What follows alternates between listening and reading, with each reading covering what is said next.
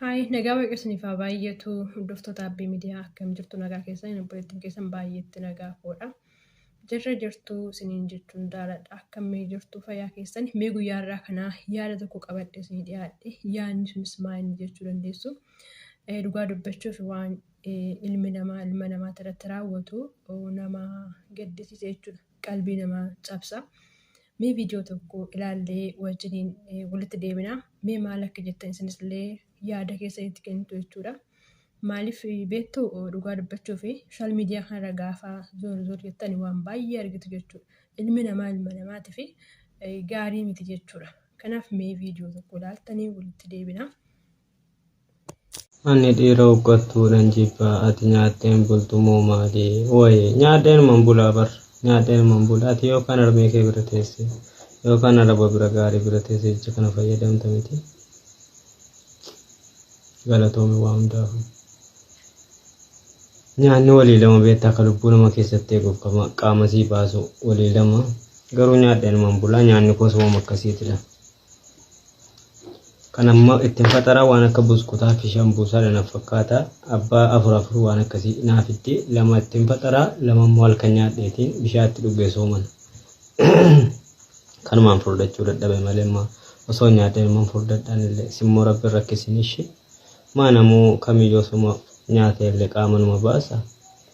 Anuma baqqaan aramnan bira jirullee cakkaanidha kanumaa fi anis gaafa tokko nama furdadha baqqanaaf galatoomii rabbi si rakkisiniin siin jedha qaalii qoshi rakkina ilma namaa rabbina agarsiisina nammoo waan akkasiiti sheer koppilinga godhaa biraan naagaa dhugaa mucaa kana biraan jechi kun baay'ee tokko na dhukkubse maaliif an akkan keessa jiruuf beeka waan hin ta'eef waan akkasiiti naaf galatoomii.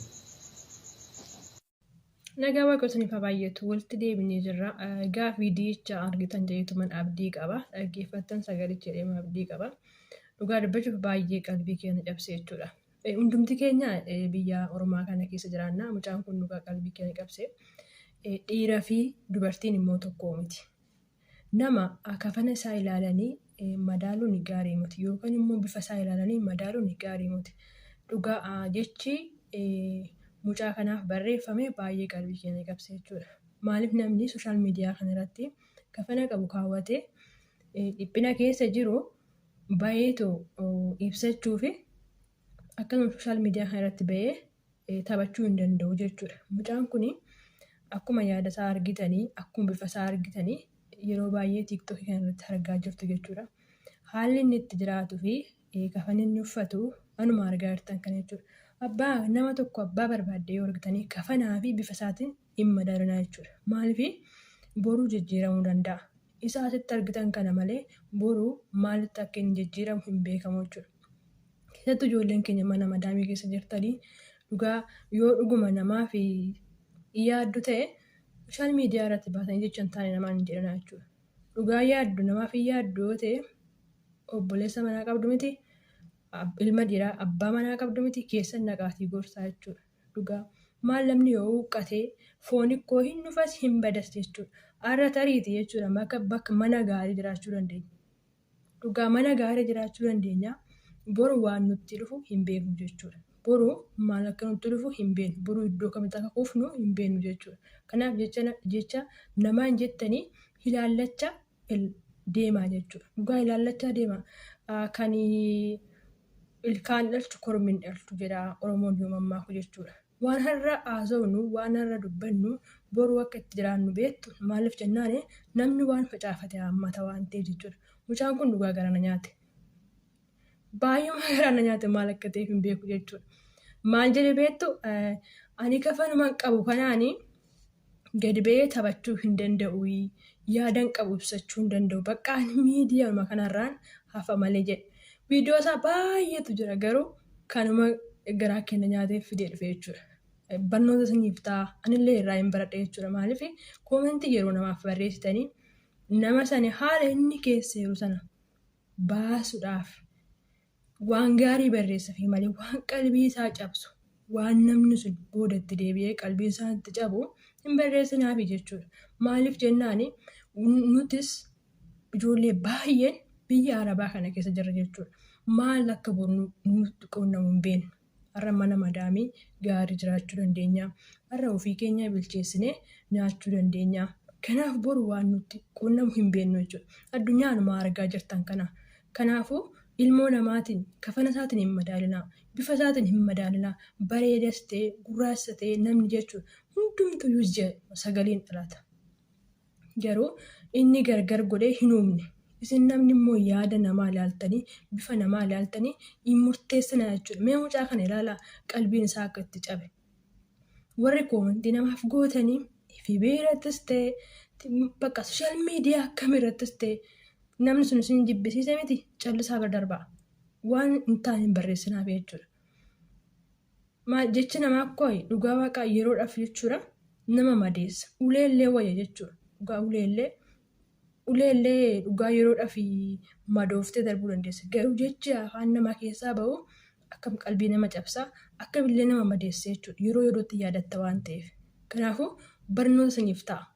Dhugaa jecha sooshaal miidiyaa irratti barreessitan kana ijoolleen tokko jechuudha. Dhiisaa homaa isiniif fayyidu. Uummata akkasiniif hin fayyidu malee dhugaa.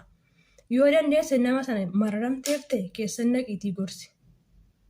Maali obboleessa kiyyaa jedhiitii keessan naqiitii gorsi jechuudha. Ijoollee baay'ee arga dhugaa waan qalbii namaa cabsu waan baay'ee barreessu jechuudha. Mucayyoo hawwii jedhan tokko hin beektu sooshaal miidiyaa tiiktookii qabdi osoo yeroo baay'ee amaariffaa haasofti. Maal jedhanii barreessan isinitti fakkaata ijoolleen keenya dhiyoo kana deessi daa'ima qabdi jechuudha. Daa'ima ishee sooshaal miidiyaa irratti baaftee yaa'u bakka jireenya waan ta'eef FB miti tiiktookii laayivii irratti baafteetu daa'ima ishee hojiiwwan hojjette jechuudha ba'achaa. Garuu maal jedhanii ijoolleen keenya afaan oromootiin naqanii barreessanii daa'imti kunis jala haduutu jedhanii dhugaa waaqa. Ani garuu nama miti seexanatu sooshaal miidiyaa fayyadamanatti fakkaate. Micoo suni jabina ishee baay'ee irraa hubadhe jechuudha. Kolfumatti qabdeetu jecha amma jette kana indegeetiiniiti ati immoo dhala si haa dhawwatu jettee abaarti jechuudha. Mee ilaa oduu amma isheedhaan akkas ta'e akkami? Maal ishee gooteeti? Namni tokko akkanumatti jechuudha jireenya namaa jibba maaliif garuu? Dhugaa maaliif ana gaaffina ta'a bakka nama sana jibbite miti namni maal nama jibbuun ukkoo nama jibbuun seexana malee maal namni jibbuun maaliif laphee akkas nama jibbu qabatee deeba namni kun ukkoo dhukkuba dhugaa. Kanaafuu maal jettee isinitti fakkaate akkuma irra deebi'eessiniin jedhaa daa'imti kee kuni yaaduutu jettee kun amma jechi namni boruu ijoollee godhatu namni boruu ilmoo qabu waa'ee ilmoo beeku daa'imti kee yaaduutu jira hin jedhamu. Kanaafuu viidiyoo sana miqoo sanatti nan hojjedha jedhee sananii dhugaa hin hojjenne dhiisee jechuudha. Haara yerootiin ilaalchisee haaluma hojiitiin ilaalchisee jechuudha. Kanaafuu ijoollee baay'een jecha hin taane barreessitu jechuudha. Jecha hin taane barreessina dhala namaatiif boru waan taatan hin beektan. Dhugaa mana arabaa kana keessa yeroo jirru waayifaan nutti tole jennee wanti barbaanne nutti tole jennee har'a waan hin taane akkuma nutti dhufetti haasofna yoo ta'e kuni gaarii miti. Boru maaliif jennaan waanuma amma facaafne kana haammanna waan ta'eef jechuudha. Kanaafuu bifa namaatiinis nama madaalinaa kafana namaatiinis nama madaalinaa akkasuma jecha hin taane namaaf hin barreessina. Kun gaarii miti jechuudha. Bakka namaafuu gaarii miti. Yommaafuu gaarii miti jechuudha. Namni qalbiin namaa namatti cabuuni gaarii miti bakka. Kanaafuu mucaan kun baay'ee garaa kun nyaata dhugaa dubbachuuf keessattuu ijoolleen dhiiraa warri kun masaraawwan alaa hojjetan kana dhugaa wanta harka namaa ta'anii eeggatu. Nuti amma warra dubarootaa biyya arabaa kana keessatti carraa gaarii qabna. Warra dubartaa akka maaliif hojjetanii mana keessa hojjenna bakka waan barbaade soo ta'e kaameraan akka barbaachisuu jiraate wanni barbaade yoo jiraate sa'aatii misaa keenyatti sa'aatii qursii keenyatti waan arganne sana inuma nyaannaa jechuudha jedhiibnee waan arganne dhiibna. Akkasuma dhiironni immoo warri ala hojjetan kuni wanta madaamni isaaniitti kennite yoo argatan nyaatanii yoo dhaban taa'u jechuudha. Keessattuu sa'aatii kana sa'aatii soomaa kana dhugaa baay'ee nama maradu jechuudha ijoollee baay'een. Kanaafuu jecha hin taane namaaf hin barreessinaa waanuma hamma facaaftan kana boru haammattu waan ta'eef jechuudha. Keessattuu ijoolleen dubarootaa akkasitti hin yaadanaa jechuudha. Akkasitti namaatti hin barreessinaa jechuudha dhugaa. Amma feete jibba yoo namarraa qabaatte amma feete waan barbaadde yoo ta'e sooshaal miidiyaa irratti baatee namaa waan taaneen jedhu bakka. Maaliif obboleessa manaa qabdaa? Waan obboleessi kee boru ta'uu hin beektu. Boru ilmoo godhatta. Ilmoon ta'e waan boru taatu hin beektu waan ta'eef jechuudha.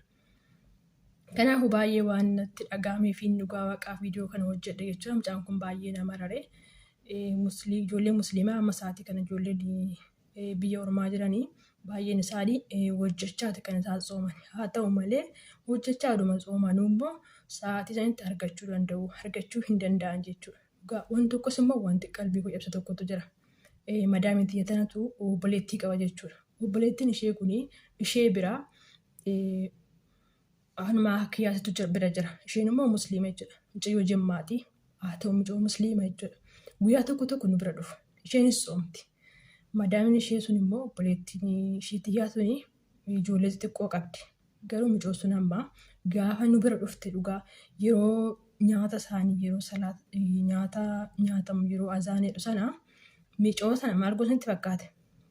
Oduu maaluma ta'eetu jechuudha. Sa'aatiin fixatan hin kennituuf. Nyaatanii xumuranii jechuudha.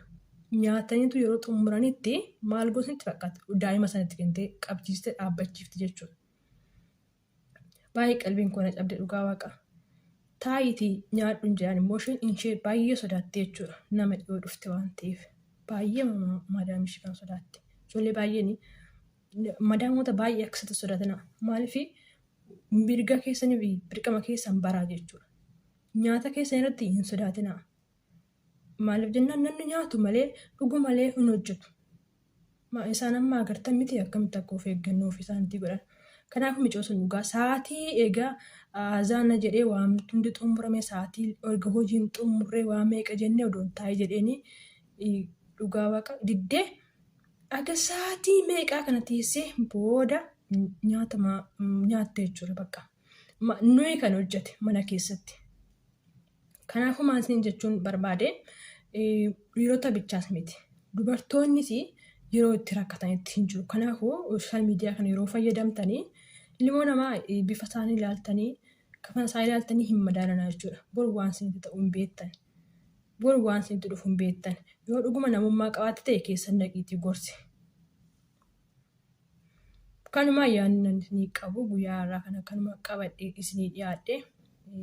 Yaada qabdammee isinillee koomantii jalatti qoodaa dhugaa dogoggorri soo jiraatee dogoggora kana qabdanaan jira jechuudha. Sirriidha moo sirrii mooti yaadni jedhu kun. Namni maaliif namatti akkasitti waan hin taane sooshaal miidiyaa kanatti hojjeta. Maaliif wanta boru itti dhufan hin beekan. Namoonni baay'een rakkatu malee dhiphatu malee keessa hin darbu. Kun immoo rakkoon immoo dhiphinni immoo waanuma jirudha jechuudha. Boru immoo keessa darbu waan ta'eef. Kanaafuu yaadni guyyaa kana qabadhee isinii dhiyaadhe kanumaadha. Eebbifamaa galatoomaa.